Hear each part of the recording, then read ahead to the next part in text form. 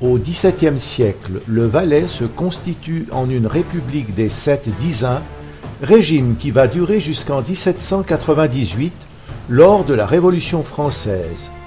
Conquis après la bataille de la Plata en 1475, le Bas-Valais est sujet des dizains du Haut. L'autorité du prince-évêque de Sion a été réduite en 1613 au profit de la Diète. C'est un siècle de développement économique avec la construction du canal Stockalper pour le transport du sel. À cette époque, József Stockalper en avait le monopole.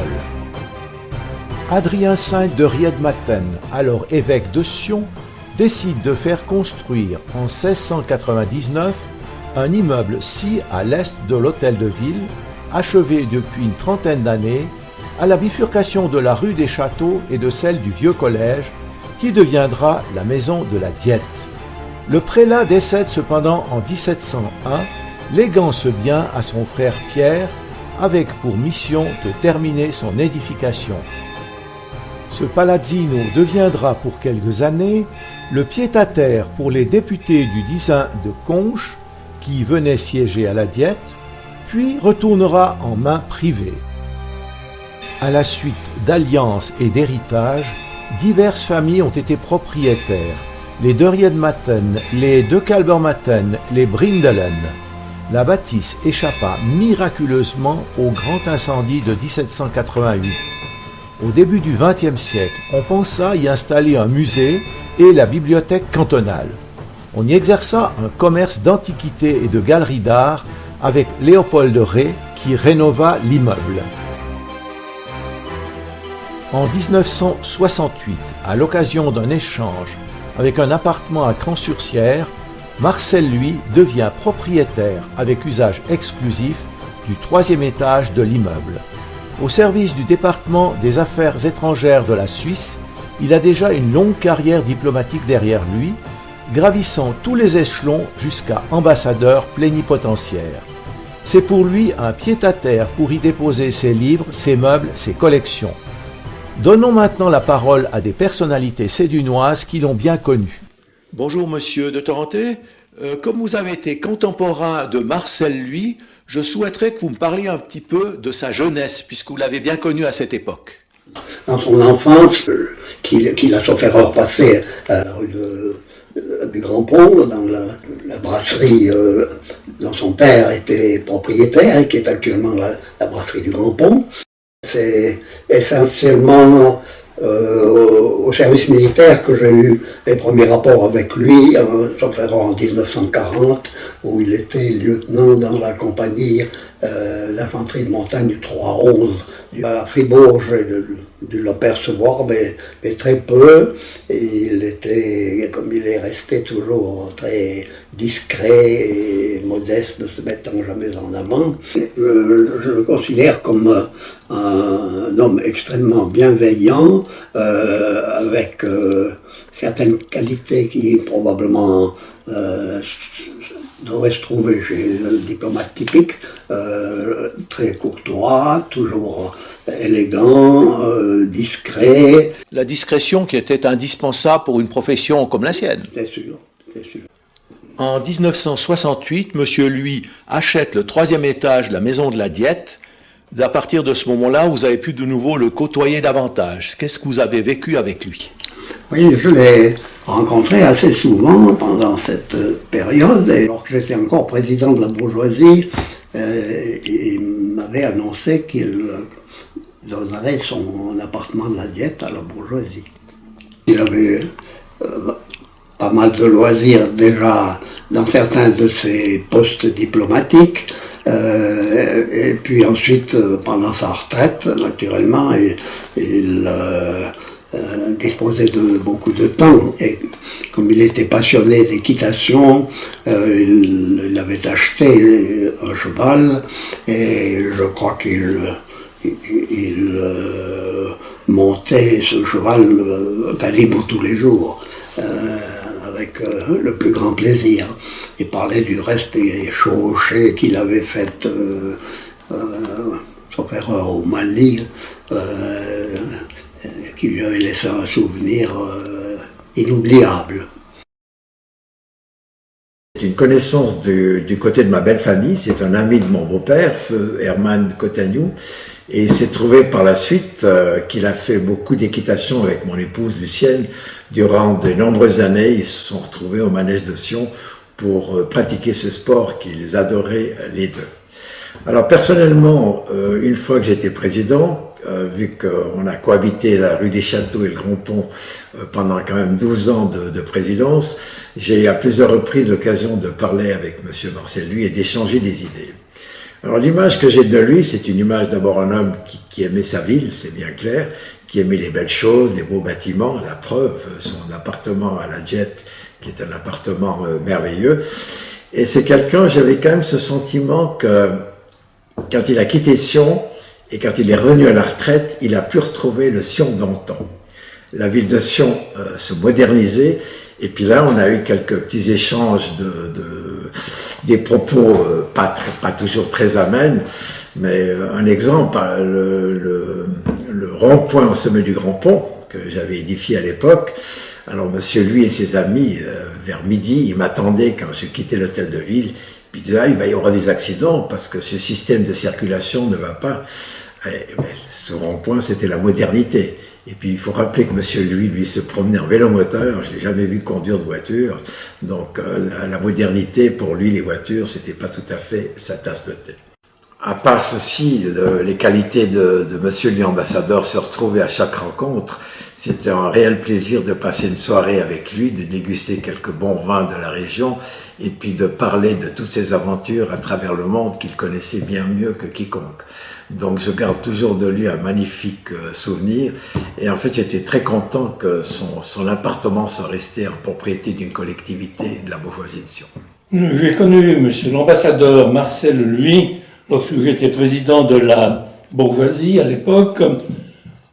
La bourgeoisie était propriétaire d'une partie de la maison de la Diète et lui avait acquis le 3e étage, le plus bel étage de cette illustre demeure. Un homme extrêmement sympathique, très très courtois et qui avait des préoccupations sociales aussi, mais d'un autre âge.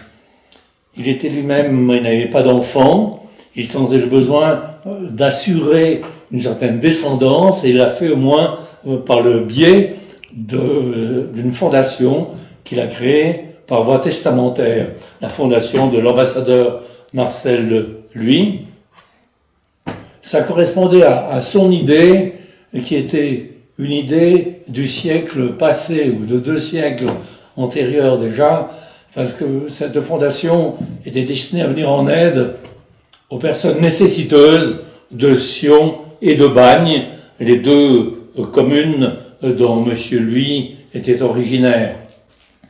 À mon avis, c'était absolument dépassé, vu les institutions sociales qui sont nées depuis lors, depuis très longtemps. On aurait préféré un but beaucoup plus précis qu'aussi général que cela. Mais ça faisait partie de sa conception de vie. C'est un homme qui était très, très à droite, effectivement, bien que grand ami du leader socialiste Albert Ducet, qui était à Sion, mais un homme aux idées tout à fait larges, un homme qui est abonné à l'Osservatore Romano, le seul, je crois, en Valais, peut-être avec l'évêque qui recevait ce journal. Un homme en tout cas très, très attachant et, comme je l'ai dit, animé par le désir de faire quelque chose pour la société. Bonjour madame, je vous remercie d'avoir bien voulu accepter cette petite visite que nous allons faire à l'intérieur de la maison de la Diète. Grâce à vous, on va pouvoir découvrir toutes ces merveilles, vous en tant que conseillère bourgeoisienne. Bonjour monsieur, c'est avec plaisir que je vous accueille à l'intérieur de cette belle maison. Nous voilà donc ici au 3e étage de la maison de la Diète. Cet appartement était la propriété de monsieur Marcel Luy, qui était donc ambassadeur. Quelques années après son décès, cet appartement a été habité par le cardinal Henri Schwery, et ceci pendant 12 ans. Donc après 12 années, monsieur Schwery a décidé de quitter cet endroit, et la bourgeoisie en a profité pour faire des travaux de rafraîchissement. Nous sommes ici donc dans une pièce importante qui est donc la salle à manger, que la bourgeoisie a décidé de remeubler avec des meubles beaucoup plus contemporains. Elle en a aussi profité pour y accrocher un certain nombre de tableaux qui font partie de la collection de la bourgeoisie.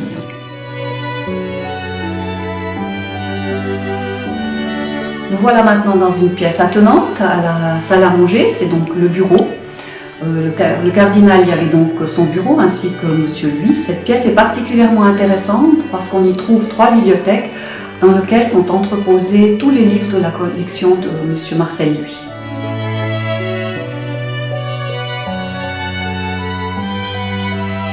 Nous nous trouvons maintenant dans la pièce principale de cet appartement qui est donc le salon, avec des boiseries qui datent de la construction du bâtiment.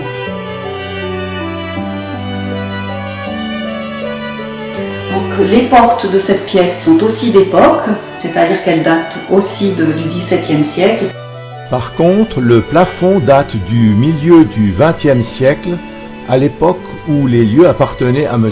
Pierre Zimmermann, antiquaire.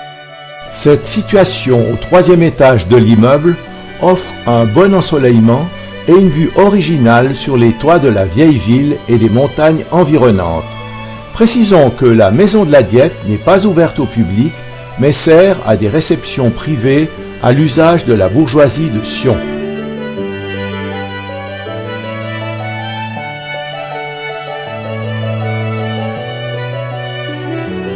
Cette chambre servait d'oratoire au temps où le cardinal vivait ici.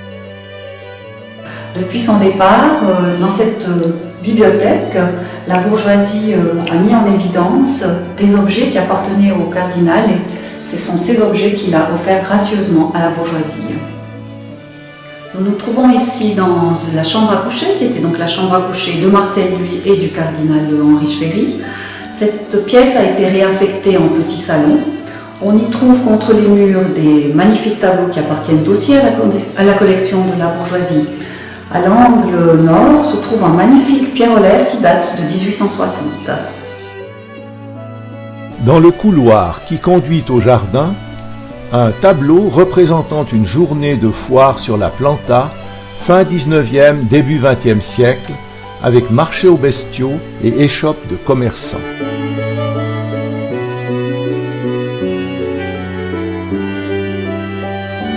Nous nous trouvons ici dans le jardin de l'appartement. C'est donc un magnifique jardin qui apporte vraiment une valeur ajoutée à ce lieu. Nous pouvons y accéder soit par la cage d'escalier dont l'entrée se trouve à la rue du Vieux Collège, soit par une porte qui est située à côté du Petit Théâtre. Ce jardin a été réaménagé. L'annexe qui servait de buanderie et bouteiller a été démolie. Le petit balcon attenant à la cuisine a été restauré. On a ainsi un espace de réception très confortable à l'abri des regards. Nous nous trouvons maintenant au premier étage de la maison de la Diète, à la bibliothèque. Dans cette pièce se trouve un certain nombre d'ouvrages qui ont été mis gracieusement à disposition de la bourgeoisie. Il y a par exemple le legs de M. Jean Graven, qui sont des ouvrages de bibliophilie, et aussi ceux de Mme Antoinette Vallotton, qui est constitué d'un certain nombre d'ouvrages de musicologie. Il y a aussi les livres de la Fondation Georges Calbormat qui y sont déposés.